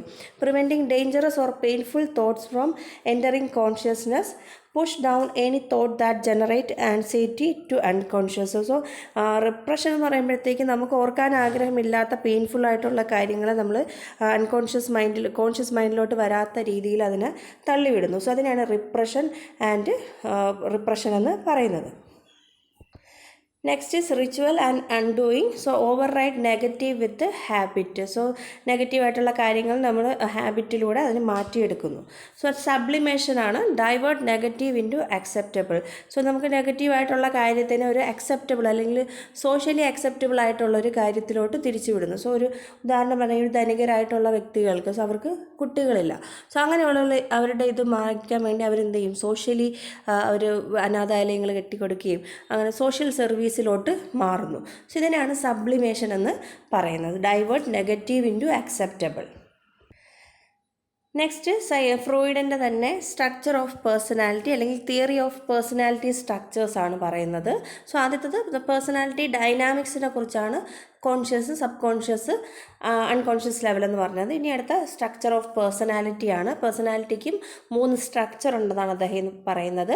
അത് ഈഗോ, സൂപ്പർ ഈഗോ എന്നാണ് ക്ലാസിഫൈ ചെയ്തിരിക്കുന്നത്. 3 major systems. Any action we take or problem we have result from the interaction and degree of balance among this systems. നമ്മുടെ ഒരു വ്യക്തിയിൽ ഉണ്ടാകുന്ന പ്രോബ്ലംസ് അല്ലെങ്കിൽ ആക്ഷൻസിൻ്റെ കാരണം എന്ന് പറയുന്നത് ഈ ഇതും ഈഗോയും സൂപ്പർ ഈഗോയും തമ്മിലുള്ള കോൺഫ്ലിക്റ്റ് കാരണമാണ് ഒരു പേഴ്സണാലിറ്റിയിൽ ഉണ്ടാകുന്ന പ്രോബ്ലം എന്നാണ് അദ്ദേഹം പറയുന്നത്. സോ അപ്പോൾ ഓരോന്നും എന്താണെന്ന് നോക്കാം. ഈഗോ, സൂപ്പർ ഈഗോ എന്ന് പറയുന്നത് നമ്മുടെ പേഴ്സണാലിറ്റിയുടെ സ്ട്രക്ചേഴ്സ് ആണ് ഈ 3. അതിൽ ഇതെന്ന് പറയുന്നത് ബയോളജിക്കൽ കമ്പോണൻ്റ് ഓഫ് പേഴ്സണാലിറ്റി എന്നാണ് ഇതിനെ പറയുന്നത്. അതായത് നമ്മൾ ജനിക്കുമ്പം തൊട്ട് നമ്മുടെ ഉള്ളിലുള്ള ഒരു പേഴ്സണാലിറ്റി സ്ട്രക്ചറാണ് ഇതെന്ന് പറയുന്നത്. ഇതിൻ്റെ പ്രിൻസിപ്പിൾ ഫോളോ ചെയ്യുന്നത് പ്ലഷർ പ്രിൻസിപ്പിളാണ്. ഇനി ഇത് അൺകോൺഷ്യസ് ആയിട്ട് വരുന്ന ഒരു പേഴ്സണാലിറ്റി സ്ട്രക്ചറാണ്. എക്സ്ട്രീമിസ്റ്റ് ആണ്. Storehouse of instincts and libido. So ലിബിഡോയും അതുപോലെ തന്നെ ഇൻസ്റ്റിങ്സിൻ്റെയൊക്കെ സ്റ്റോർ ഹൗസ് എന്ന് പറയുന്നത് ഇതാണ്. Libido is a energy of life and death instincts. ലൈഫിൻ്റെയും ഡെത്ത് ഇൻസ്റ്റിങ്സിനും ഉള്ള ആ എനർജിയെ പറയുന്നതാണ് ലിബിഡോ എന്ന്. അപ്പം ഇതെന്ന് പറയുന്നത് എപ്പോഴും ഇത് വർക്ക് ചെയ്യുന്ന പ്രിൻസിപ്പിൾ എന്ന് പറയുന്നത് പ്ലഷർ പ്രിൻസിപ്പിൾ. സോ ഇതിൻ്റെ ഉദാഹരണം പറഞ്ഞാൽ നമുക്ക് ഉള്ളിൽ ഒരു കുട്ടിയെ നമ്മൾ കൺസെപ്റ്റ് എടുത്ത് നോക്കുമ്പം അവൻ എന്താണോ ആവശ്യം അവൻ എന്ത് ചെയ്യും, അത് ആ സമയത്ത് അത് നേടുന്നത് വരെ അവനത് നിൽക്കുക. അത് അവിടെ പ്ലഷർ, അവൻ അതിൽ നിന്ന് കിട്ടുന്ന പ്ലഷർ മാത്രമേ നോക്കൂ. അതല്ലാതെ അത് ശരിയാണോ അല്ലെങ്കിൽ തെറ്റാണോ എന്നുള്ള കാര്യം അവിടെ ഓർക്കത്തില്ല. അവിടെ അവൻ്റെ പ്ലഷർ സാറ്റിസ്ഫൈ ചെയ്യണം. സോ അങ്ങനെയുള്ളതിനെയാണ് നമ്മൾ സ്ട്രക്ചർ ഓഫ് പേഴ്സണാലിറ്റിയിലെ എന്ന് പറയുന്നത്. സോ ഇത് വർക്ക് ചെയ്യുന്നത് പ്ലഷർ പ്രിൻസിപ്പിളാണ്. സോ അപ്പോൾ ഉദാഹരണം പറയുകയാണെങ്കിൽ ഇപ്പോൾ ഒരു വ്യക്തി അയാൾ ഒരു ബസ്സിൽ പോവുകയാണ്. സോ അപ്പോൾ പോണ സമയത്ത് ഒരു ബസ്സിലൊരു മാല കിടക്കും. സോ അപ്പോൾ ഇതുള്ള വ്യക്തിയാണെങ്കിൽ അയാൾ അവിടെ എന്ത് ചെയ്യും? ഇതാണ് അയാൾ കൂടുതൽ നിൽക്കുന്നതെങ്കിൽ അയാൾ അവിടെ പ്ലഷർ ഇതെടുക്കുന്നത് വഴി എനിക്കിത് എടുക്കുന്നത് വഴി ഇതെനിക്ക് ഒന്നെങ്കിൽ യൂസ് ചെയ്യാം, അതല്ലെങ്കിൽ ഇത് ഉപയോഗിച്ച് എനിക്ക് കുറച്ച് ക്യാഷ് കിട്ടും എന്ന് അയാൾ അവിടെ ചിന്തിക്കും. അവിടെ അയാളുടെ പ്ലഷർ മാത്രമേ സാറ്റിസ്ഫൈ ചെയ്യാൻ നോക്കത്തുള്ളൂ. ബാക്കിയുള്ള കാര്യങ്ങളൊന്നും അയാൾ തിങ്ക് ചെയ്യത്തില്ല. സോ ഇതാണ് ഇതെന്ന് പറയുന്നത്. ഇനി അടുത്ത ഈഗോ എന്താണെന്ന് നോക്കാം. Rational component of personality. So ego ആണ് റാഷണലി ഇത് ശരിയാണോ തെറ്റാണോ എന്ന് ചിന്തിക്കുന്ന പേഴ്സണാലിറ്റിയുടെ ഘടകമാണ് ഈഗോ എന്ന് പറയുന്നത്. സോ ഇത് ഒരു 3 ഇയേഴ്സ് ആകുമ്പോൾ തൊട്ടാണ് ഈ ഒരു ഈഗോ ഫോർമേഷൻ വരുന്നത്. ആദ്യത്തെ 1 വർഷകാലങ്ങളിൽ കുട്ടികളിൽ ഇതായിരിക്കും കൂടുതൽ. അവർക്ക് അവിടെ പ്ലഷർ അറിഞ്ഞാൽ മതി. പക്ഷെ അവിടെ റാഷണലി അവർ തിങ്ക് ചെയ്യാറുണ്ടോ? ഇല്ല. ഇത് ഞാൻ എടുക്കുന്നതുകൊണ്ട് മറ്റേ ആൾക്ക് വിഷമം വരുമോ? അങ്ങനെയുള്ളത് വരില്ല. വർക്ക് ഓൺ പ്ലഷർ റിയാലിറ്റി പ്രിൻസിപ്പിളാണ്. സോ ഇത് റിയാലിറ്റി പ്രിൻസിപ്പിളിൽ വർക്ക് ചെയ്യുന്നതാണ് ഈഗോ എന്ന് പറയുന്നത്. സോ ഇവിടെ റിയാലിറ്റിയാണ് കുറച്ചുകൂടെ ഇത് എടുക്കുന്നത് കൊണ്ട് എനിക്ക് പ്രോബ്ലം ഉണ്ടോ. പ്ലഷർ ഉള്ള നേരത്തെ നമ്മൾ പറഞ്ഞില്ലേ, ബസ്സിലിരിക്കുന്ന ആൾക്കൊരു മാല കിട്ടുന്നു. പ്ലഷർ കൂടുതൽ അല്ലെങ്കിൽ ഇത് കൂടുതലുള്ള വ്യക്തിയാണെങ്കിൽ അത് അയാൾ എടുക്കും. പക്ഷേ ഈഗോ ഉള്ള ആളാണെങ്കിൽ അയാൾ അവിടെ എന്ത് ചെയ്യും, കുറച്ചുകൂടെ റിയാലിറ്റി ആയിട്ട് തിങ്ക് ചെയ്യാൻ തുടങ്ങുക. ഇത് എടുത്തു കഴിഞ്ഞ് ഇനി ആരെങ്കിലും തിരക്കി വരുമോ, ഇനി എന്നെ പോലീസ് പിടിക്കുമോ, ഇങ്ങനെയുള്ളൊരു ചിന്ത അവിടെ എന്ത് ചെയ്യും, ഡെവലപ്പ് ചെയ്യും. സോ അപ്പം ഇത് ഞാൻ എടുക്കുന്നത് ശരിയാണോ, ഇത് മറ്റൊരു വ്യക്തിയുടെ അല്ല, ഇതെടുത്താൽ എനിക്കിനി എന്തെങ്കിലും സംഭവിക്കും, അങ്ങനെയുള്ളൊരു റിയാലിറ്റിയുമായിട്ട് അവിടെ എന്ത് ചെയ്യും, കണക്ട് ചെയ്യാൻ ശ്രമിക്കും. സോ ഇതിനെയാണ് ഈഗോ എന്ന് പറയുന്നത്. സോ ഇവിടെ ഒരു പോലീസ്മാൻ എന്നുള്ളൊരു റോളാണ്. ഇതിനെയും സൂപ്പർ ഈഗോയും തമ്മിൽ ഒന്ന് കൺട്രോൾ ചെയ്യുന്ന, അല്ലെങ്കിൽ പോലീസ്മാൻ ഫോഴ്സ് എന്ന് പറയുന്നത് ഈഗോ ആണ്. സോ ഇവിടെ ഒരു പോലീസ്മാൻ ആയിട്ട് ആക്ട് ചെയ്യുന്നത് ഈഗോ ആണ്. അത് ചെയ്യുന്നത് ശരിയല്ല. അപ്പോൾ റിയാലിറ്റിയിൽ വരുമ്പോൾ അത് പ്രോബ്ലം ഉണ്ടാകും എന്നുള്ളൊരു ഒരു കൺസെപ്റ്റ് വരുന്ന ഈഗോ ആണ്. The ego mediate among the demands of the id and pressure of reality and the dictate of the super ego.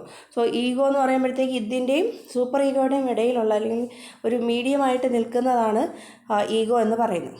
ഇനി അടുത്ത സൂപ്പർ ഈഗോ എന്ന് പറയുമ്പോൾ ഇത് മോറൽ കമ്പോണൻറ്റ് ഓഫ് പേഴ്സണാലിറ്റി. ഇവിടെ മൊറാലിറ്റി പ്രിൻസിപ്പിളിൽ വർക്ക് ചെയ്യുന്ന പേഴ്സണാലിറ്റി സ്ട്രക്ചറാണ് സൂപ്പർ ഈഗോ എന്ന് പറയുന്നത്. ഇത് സബ് കോൺഷ്യസ് ആണ്. ഇത് എന്താണെന്ന് പറയുന്നത്, സൂപ്പർ ഈഗോ എന്ന് നമ്മൾ നേരത്തെ പറഞ്ഞല്ലേ. അപ്പം ഇത് ഈഗോ ഉള്ള ആളാണെങ്കിൽ അത് റിയാലിറ്റിയുമായിട്ട് കുറച്ചുകൂടെ കണക്ട് ചെയ്യാൻ നോക്കും. ശരിയാണോ തെറ്റാണോ എന്നുള്ളത്, അല്ലെങ്കിൽ എന്താണ് ഇതെടുത്തു കഴിഞ്ഞാൽ എനിക്ക് പ്രോബ്ലം ഉണ്ടാകുമോ എന്നുള്ള കാര്യം അയാൾ തിങ്ക് ചെയ്യും. പക്ഷേ സൂപ്പർ ഈഗോ ഉള്ള വ്യക്തിയാണെങ്കിൽ അവിടെ എന്ത് ചെയ്യും, ഇത് എൻ്റെതല്ല, അവിടെ മൊറാലിറ്റി, ഇത് ഞാൻ എടുക്കുന്നത് തെറ്റാണ്, ഇങ്ങനെ എടുത്തു കഴിഞ്ഞാൽ അതെനിക്ക് ദോഷമാണ്, എനിക്ക് അല്ലെങ്കിൽ മോറൽ എൻ്റെ നല്ല ക്യാരക്ടറാണ്, എന്നെ സമൂഹം മോശമായിട്ട് ചിന്തിക്കും എന്നുള്ളൊരു മോറൽ പ്രിൻസിപ്പിളിൽ വർക്ക് ചെയ്യുന്നതാണ് സൂപ്പർ ഈഗോ എന്ന് പറയുന്നത്. സോ ഇതാണ് 3 സ്ട്രക്ചർ ഓഫ് പേഴ്സണാലിറ്റി എന്ന് ഫ്രോയിഡിൻ്റെ ഇതിൽ പറയുന്നത്. സോ ഇതെന്ന് പറയുമ്പോൾ പ്ലഷർ പ്രിൻസിപ്പിൾ വർക്ക് ചെയ്യുന്നു. ഈഗോ ആകുമ്പോഴത്തേക്ക് റിയാലിറ്റി പ്രിൻസിപ്പിൾസ് ആണ്. സോ രണ്ടിൻ്റെ ബാലൻസ്, അല്ലെങ്കിൽ പോലീസ്മാൻ ഫോഴ്സ് എന്നൊക്കെ അറിയപ്പെടുന്നത് ഈഗോ ആണ്. ഇനി സൂപ്പർ ഈഗോ ആകുമ്പം മൊറാലിറ്റി, സോ മാലാക എന്നൊക്കെ ഉള്ള രീതിയിൽ വരുന്നതാണ്. മൊറാലിറ്റി പ്രിൻസിപ്പിളിൽ വർക്ക് ചെയ്യുന്നതാണ് സൂപ്പർ ഈഗോ എന്ന് പറയുന്നത്. നെക്സ്റ്റ് ആണ് ഫ്രോയിഡിൻ്റെ സൈക്കോസെക്ഷൽ ഡെവലപ്മെൻറ്റ് തിയറി. സോ ഇദ്ദേഹം 5 സ്റ്റേജസ് ആയിട്ടാണ്, ഓരോ ഏജ് അനുസരിച്ച് 5 സ്റ്റേജസ് ആയിട്ടാണ് ഇദ്ദേഹം ക്ലാസിഫൈ ചെയ്തിരിക്കുന്നത്. 1 oral stage, anal stage, phallic stage, latency stage, genital stage. So ഇങ്ങനെ 5 സ്റ്റേജസ് ആയിട്ടാണ് ഇദ്ദേഹം ഈ ഒരു തിയറിയിൽ ക്ലാസിഫൈ ചെയ്തിരിക്കുന്നത്, theory of psychosexual development. So ഇതിലെ ആദ്യത്തെ സ്റ്റേജാണ് ഓറൽ സ്റ്റേജ് എന്ന് പറയുന്നത്. So occurs during the first years of life when babies experience the world through the mouth. Adults seek oral gratification by smoking, overeating, nail biting or chewing on pens. So stage 1 oral stage എന്ന് പറയുമ്പോഴത്തേക്ക് ആദ്യത്തെ 2 വർഷം വരെ ഉള്ള കാലഘട്ടത്തിനെയാണ് oral stage എന്ന് പറയുന്നത്. So ഈ ഒരു സ്റ്റേജിൽ ഒരു കുട്ടി അവന് സാറ്റിസ്ഫാക്ഷൻ, അല്ലെങ്കിൽ അവൻ്റെ പ്ലഷർ എന്ന് പറയുന്നത് എപ്പോഴും ഓറൽ ഏരിയ, മൗത്തിൻ്റെ ഏരിയാസ് ആയിരിക്കും അവന് സാറ്റിസ്ഫാക്ഷൻ കിട്ടുന്നത്, അല്ലെങ്കിൽ ഗ്രാറ്റിഫിക്കേഷൻ, പ്ലഷർ ഏരിയ എന്ന് പറയുന്നത് അവൻ്റെ മൗത്തിന് ചുറ്റുമായിരിക്കും. അപ്പോൾ എന്ത് കിട്ടിയാലും അവന് വായിലിടുക എന്നുള്ളത് അവൻ്റെ ആ ഒരു സ്റ്റേജിൽ 1 to 2 വയസ്സ് വരെയുള്ള സമയത്ത് ഗ്രാറ്റിഫിക്കേഷൻ, അല്ലെങ്കിൽ ആ പ്ലഷർ കിട്ടുന്നത് ഓറൽ ഏരിയാസിലായിരിക്കും. സോ വായിൽ കൈയിടുക, എന്ത് കിട്ടിയാലും വായിലെടുത്ത് വയ്ക്കുക.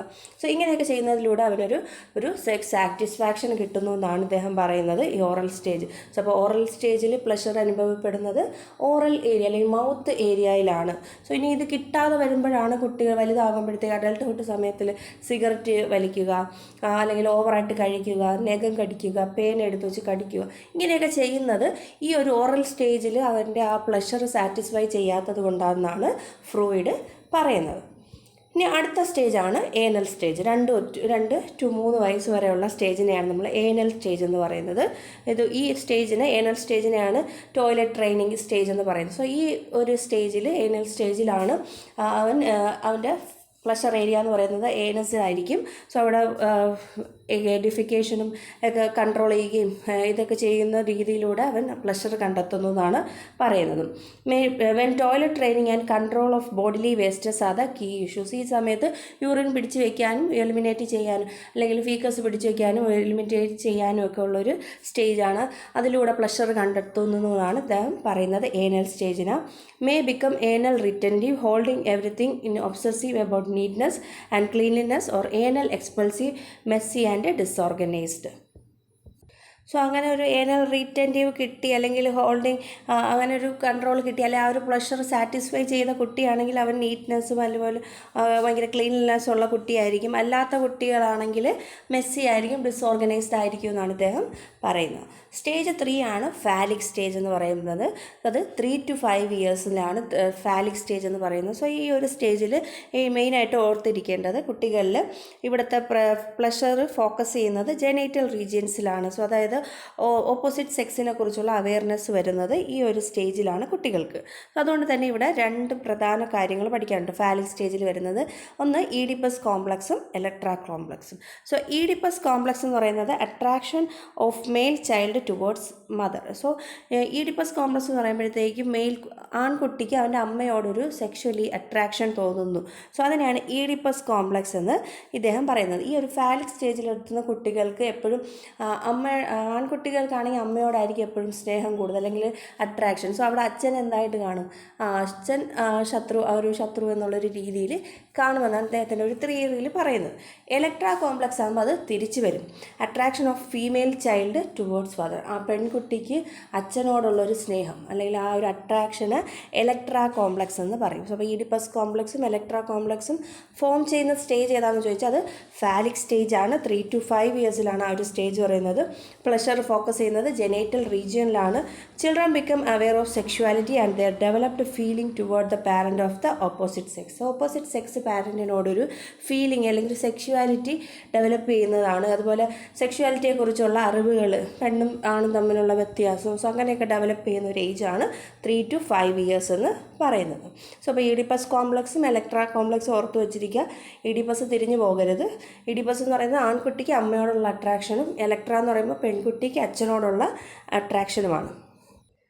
സോ അടുത്ത സ്റ്റേജാണ് 4th സ്റ്റേജ്, ലേറ്റൻസി സ്റ്റേജ് എന്ന് പറയും. ഇത് 6 വയസ്സ് അല്ലെങ്കിൽ 7 to 11 പ്യൂബർട്ടി അറ്റൈൻ ചെയ്യുന്നത് വരെയുള്ളൊരു പീരീഡാണ് ലേറ്റൻസി പീരീഡ് എന്ന് പറയുന്നത്.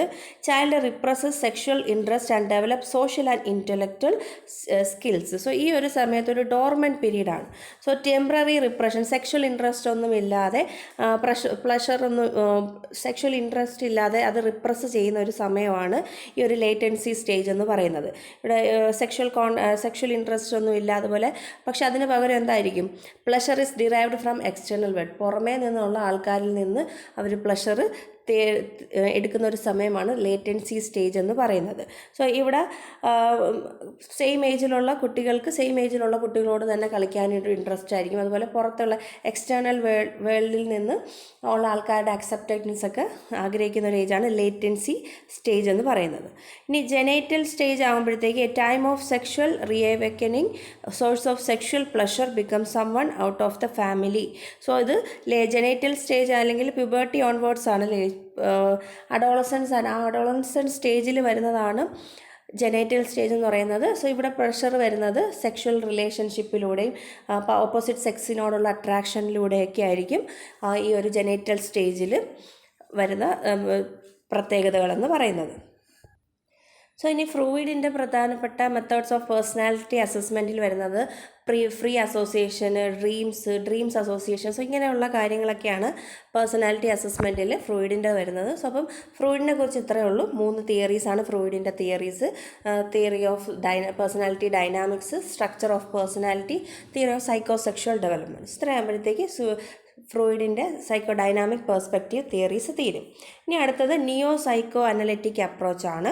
സോ ഫ്രൂയിഡൻസ് എന്ന് പറയുന്നത് ആരാന്ന് നോക്കാം.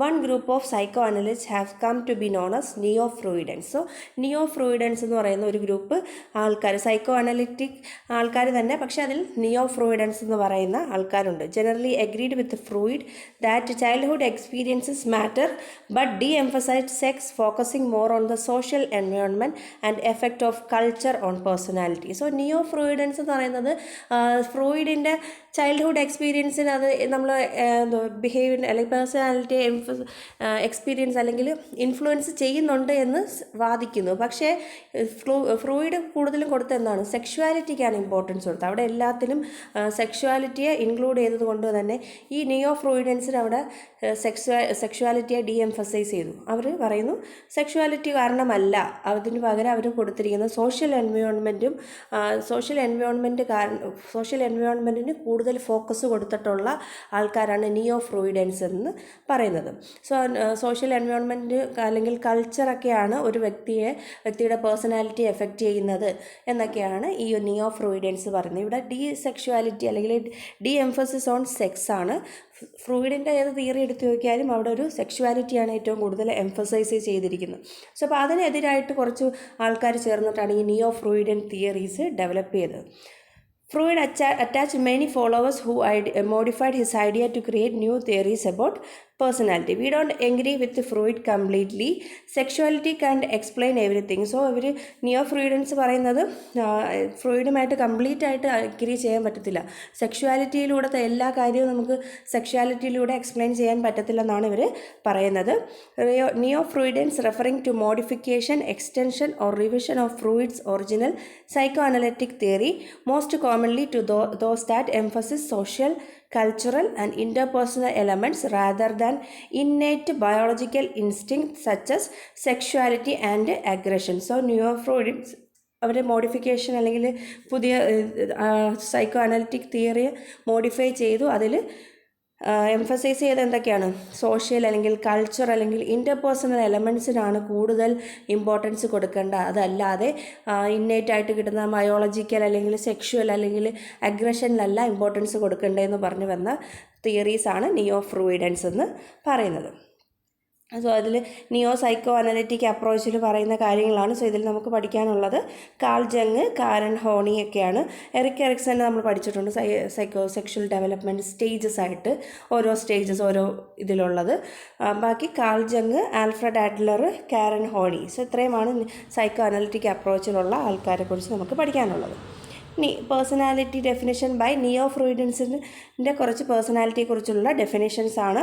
Basic evil is invariably a lack of genuine warmth and affection. So അത് കാരൻ ഹോണിയുടെ ഒരു ഡെഫിനിഷനാണ്. ഇനി എറിക് എറിക്സൻ്റെത് personality is engaged with the hazards of existence continuously even as the body's metabolism copes with decay. So ഇത് Erik എറിക്സൻ്റെ ഒരു പേഴ്സണാലിറ്റിയെക്കുറിച്ചുള്ള ഡെഫിനിഷൻസ് ആണ്. സോ ഇനി നമുക്ക് പഠിക്കാനുള്ള കാൾ ജങ്ങിൻ്റെ സൈക്കോ അനലിറ്റിക് തിയറിയെക്കുറിച്ചാണ്. Jung believe that the human psyche had 3 parts. So Carl ജങ്ങിൻ്റെ പ്രകാരം ഹ്യൂമൻ സൈക്കിന് 3 പാർട്ട് ഉണ്ടെന്നാണ് പറയുന്നത്. Ego, personal unconscious and collective unconscious. So ഈ രീതിയിലാണ് ഇദ്ദേഹം ഹ്യൂമൻ സൈക്കിനെ ക്ലാസിഫൈ ചെയ്തിരിക്കുന്നത്. Finally his dream analysis was broader than Freud. So dream analysis ഫ്രൂയിഡിൻ്റെ ഡ്രീം അനാലിസിസിനെക്കാളും ബ്രോഡർ ആയിട്ടുള്ളൊരു ടേമാണ് കാൾ ജങ്ങിൻ്റെ dream analysis. As Jung believe that symbol could mean different things to different people. So Jung believe ചെയ്ത് symbols ഒരാൾക്ക് കാണിച്ച സിമ്പിൾസിൽ അതേ കാര്യമായിരിക്കത്തില്ല മറ്റൊരാൾക്ക് കാണിക്കുന്നത്.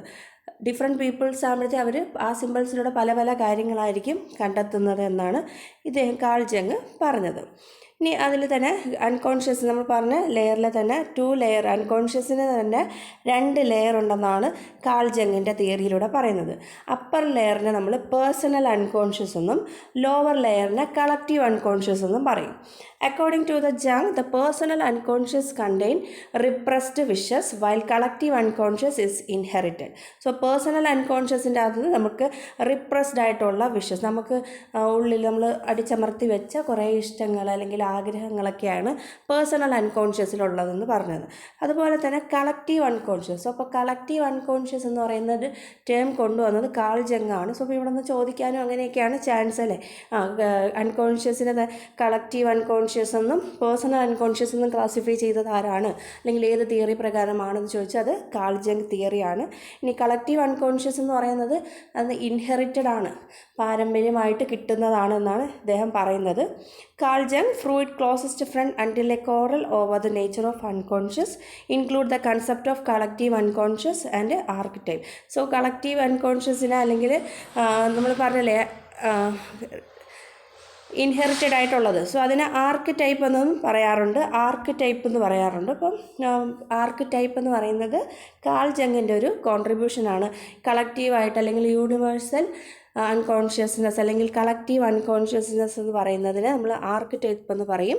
The experience of forefathers and generation in form of certain patterns called archetype. So നമുക്ക് ഉള്ള നമ്മുടെ four ഫാദേഴ്സിനെ കുറിച്ച് അല്ലെങ്കിൽ ജനറേഷനെ കുറിച്ചുള്ള ആ എക്സ്പീരിയൻസ് അത് കുറേ പാറ്റേൺ ആയിട്ട് നമ്മുടെ ഉള്ളിൽ തന്നെ ഉണ്ട്.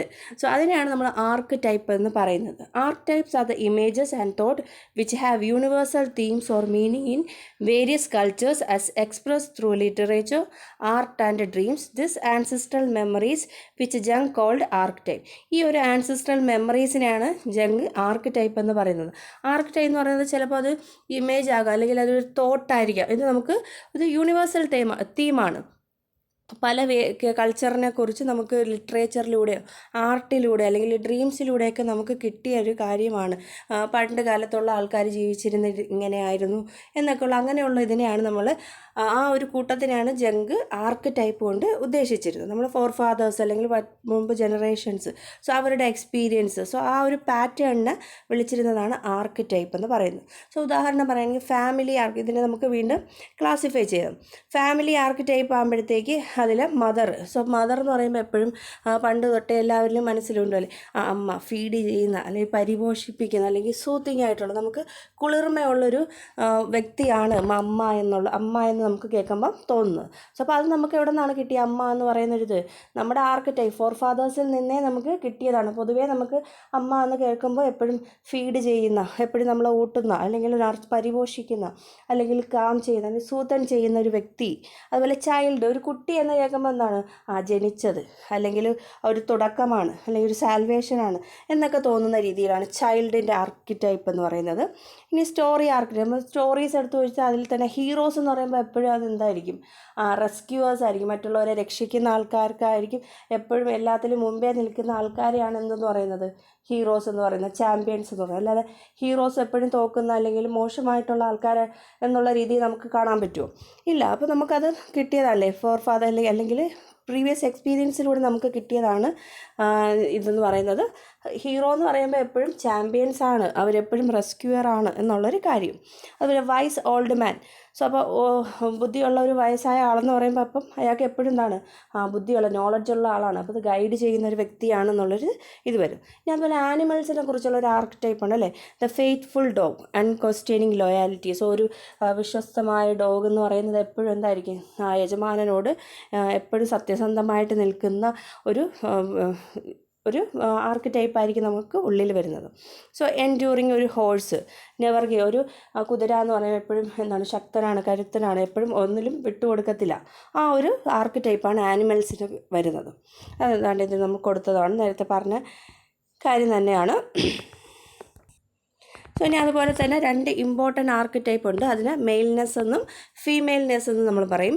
Problem can arise if a person try to repress their internal opposite arc type.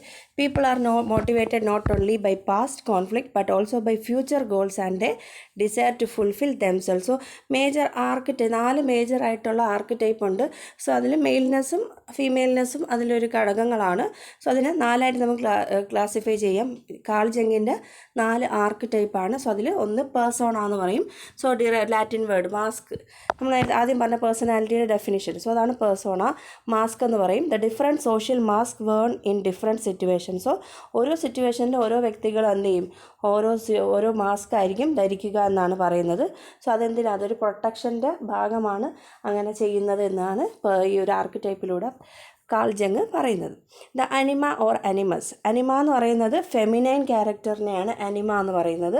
Animus എന്ന് പറയുമ്പോഴത്തേക്ക് എപ്പോഴും മാസ്കുലൈൻ, ഫെമിനൈൻ എന്ന് പറയുമ്പോൾ സ്ത്രീ രൂപം, മാസ്കുലൈൻ എന്ന് പറയുമ്പോൾ ആൺ രൂപം. The opposite gender qualities and attributes of the cycle so represent true self. So ഇതാണ് ഈ ഒരു ഇതിനെയാണ് നമ്മൾ മെയിൽനെസ്സും ഫീമെയിൽനെസ്സും എന്ന് പറഞ്ഞത് അല്ലേ. സോ സ്ത്രീകളാകുമ്പോൾ സ്ത്രീകളെന്ന് പറയുമ്പോഴത്തേക്ക് ഇങ്ങനെ ഒരു പ്രോട്ടോടൈപ്പ് ഉണ്ട് അല്ലേ, ഒരു ആർക്ക് ടൈപ്പ് ഉണ്ട്. ഇങ്ങനെ ഈ ഒരു കാര്യം അമ്മ അല്ലെങ്കിൽ ഇത് ആ ഒരു രീതിയിലായിരിക്കും സ്ത്രീ.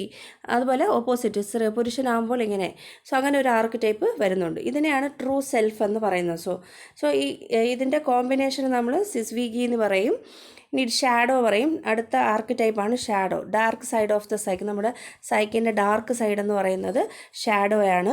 ഇത് consist of repressed memories, ideas, emotion, weakness, desire. So നമ്മുടെ എല്ലാ കാര്യങ്ങളും നമ്മൾ അൺകോൺഷ്യസ് മൈൻഡിൽ, നേരത്തെ ഫ്രോയിഡ് പറഞ്ഞത് എന്താണ്, അൺകോൺഷ്യസ് മൈൻഡിലോട്ട് തള്ളിവിടുന്ന കാര്യങ്ങൾ. ആ ഡാർക്ക് സൈഡാണ് ഇവിടെ കാൾ ജങ് പറയുന്ന ആർക്ക് ടൈപ്പിലെ ഷാഡോ എന്ന് പറയുന്നത്. നമ്മുടെ സൈക്കിൻ്റെ ഡാർക്ക് സൈഡാണ് ഇവിടെ റിപ്രസ്ഡ് മെമ്മറീസ്, നമ്മുടെ ഐഡിയാസും ഇമോഷൻസും എല്ലാം ഉള്ള ഏരിയ ആണ് the shadow.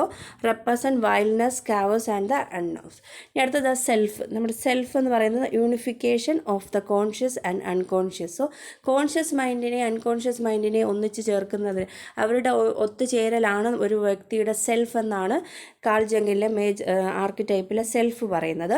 The induction and self actuation. So ഇവർ തമ്മിൽ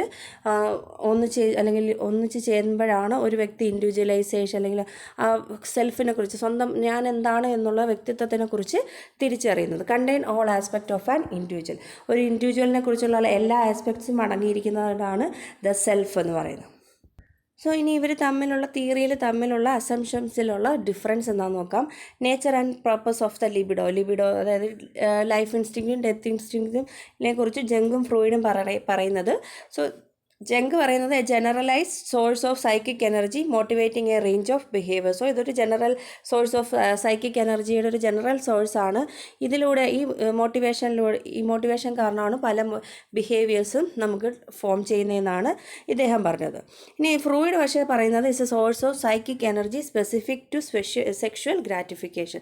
ഈ എനർജി കാരണം ഈ ലിബിഡോ കാരണമാണ് പല സെക്ഷൽ ഗ്രാറ്റിഫിക്കേഷൻ ഇതിലോട്ട് സ്പെസിഫിക് ആയിട്ടുള്ള സെക്ഷൽ ഗ്രാറ്റിഫിക്കേഷനിലോട്ട് പോകുന്നത്. അല്ലെങ്കിൽ സോഴ്സ് ഓഫ് സൈക്കിക് എനർജി എന്ന് പറയുന്നത് specific to sexual gratification. Sexual attainment ചെയ്താൽ മാത്രമേ അവിടെ ലിബിഡോ അല്ലെങ്കിൽ ഇത് ഇൻസ്റ്റിങ്ക്റ്റ് ജന്മവാസന അല്ലെങ്കിൽ ഇത് പൂർണ്ണമായി എന്ന് പറയുന്നതാണ് ഇദ്ദേഹം പറയുന്നത്.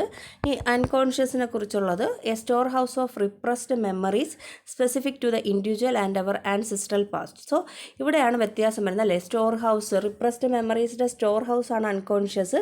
പക്ഷേ ഇവിടെ എന്ന് പറയുമ്പോഴത്തേക്ക് ജങ്കിൻ്റെ ആകുമ്പോഴത്തേക്ക് അത് ഇൻഡിവിജ്വലിനെ കുറിച്ചുമുണ്ട്, ആൻസിസ്ട്രൽ പാസ്റ്റ്, അതാണ് നമ്മൾ ആർക്ക് ടൈപ്പ് പറഞ്ഞത്, ആൻസിസ്ട്രൽ പാസ്റ്റിനെ കുറിച്ചുള്ളതുമുണ്ട്. സോ ഇത് രണ്ടും കൂടെ ചേർന്നതാണ് ഒരു അൺകോൺഷ്യസ് മൈൻഡ് എന്നാണ് ജങ്ക് പറയുന്നത്. പക്ഷേ ഫ്രോയിഡ് പറയുന്നത് storehouse for unacceptable repressed desire specific to the individual. So ഇവിടെ ആ ഒരു ഇൻഡിവിജ്വലിനെ ബേസ് ചെയ്തിട്ടുള്ള അൺഅക്സെപ്റ്റബിൾ ആയിട്ടുള്ള കാര്യങ്ങൾ സൂക്ഷിച്ച് വയ്ക്കുന്ന, റിപ്രസ്ഡ് ആയിട്ടുള്ള കാര്യങ്ങൾ സൂക്ഷിച്ച് വെച്ചിരിക്കുന്ന ഒരു സ്റ്റോർ ഹൗസാണ് അൺകോൺഷ്യസ് ലെവൽ എന്നാണ് ഇദ്ദേഹം പറയുന്നത്. ഇനി കോസ് ഓഫ് ബിഹേവിയർ എന്ന് പറയുന്നത് past experience in addition to future expiration ആണ് ജങ്കിൻ്റെത്. നമ്മുടെ ബിഹേവിയറിൻ്റെ കാരണം എന്ന് പറയുന്നത് നമുക്ക് മുമ്പ് കിട്ടിയ എക്സ്പീരിയൻസും അതായത് ആൻസിസ്ട്രലിൽ നിന്ന് കിട്ടിയ എക്സ്പീരിയൻസ് അതുപോലെ ഫ്യൂച്ചറിനെ കുറിച്ചുള്ള നമ്മുടെ ആസ്പിറേഷൻസും ചേരുന്നതാണ് നമ്മുടെ ബിഹേവിയറിൻ്റെ കാരണമെന്ന് പറയുന്നത്. ഇനി പക്ഷേ ഫ്രോയിഡ് പറയുന്നത് എന്താണ്, പാസ്റ്റ് എക്സ്പീരിയൻസ് മാത്രമാണ്, പർട്ടിക്കുലർലി ഇൻ ചൈൽഡ്ഹുഡ് സമയത്തുള്ള കാര്യങ്ങളാണ് നമ്മുടെ ബിഹേവിയറിൻ്റെ അടിസ്ഥാനമെന്നാണ് ഫ്രോയിഡ് പറയുന്നത്. ഇനി അടുത്ത ഒരു ക്ലാസിഫിക്കേഷനാണ് കാൾ ജങ്ങിൻ്റെ ക്ലാസിഫിക്കേഷനാണിത്. ഇദ്ദേഹമാണ് എക്സ്ട്രോവേർട്ട് എന്നും ഇൻട്രോവേർട്ട് എന്നും ക്ലാസിഫൈ ചെയ്തിരിക്കുന്നത്. അപ്പോൾ ഇത് നമുക്ക് ഡീറ്റെയിൽ ആയിട്ട് നോക്കണ്ട. ജസ്റ്റ് എക്സ്ട്രോവേർട്ട് എന്താണ്, എക്സ്ട്രോവേർട്ട് എന്ന് പറയുമ്പോഴത്തേക്ക് എപ്പോഴും സമൂഹത്തിൽ പുറത്തോട്ട് എല്ലാ കാര്യങ്ങളും തിങ്ക് ചെയ്യുകയൊക്കെ ചെയ്യുന്ന വ്യക്തികളാണ് എക്സ്ട്രോവേർട്ട്. ഇൻട്രോവേർട്ട് ആകുമ്പം ഉൾവലിഞ്ഞ് നിൽക്കുന്ന, മറ്റുള്ളവരിൽ നിന്ന് ഉൾവലിഞ്ഞ് നിൽക്കുന്ന ആൾക്കാരായിരിക്കും ഇൻട്രോവേർട്ട് ആൾക്കാരെന്ന് പറയുന്നത്. സോ അപ്പോൾ എക്സ്ട്രോവേർട്ട് ആൻഡ് ഇൻട്രോവേർട്ട് പേഴ്സണാലിറ്റി ഉണ്ടെന്ന് ക്ലാസിഫൈ ചെയ്തത് കാൾ ജങ് ആണ്. സോ ഇത്രയേ ഉള്ളൂ. അടുത്ത പാർട്ടിൽ നമുക്ക് ഡിസ്കസ് ചെയ്യാം. Thank you.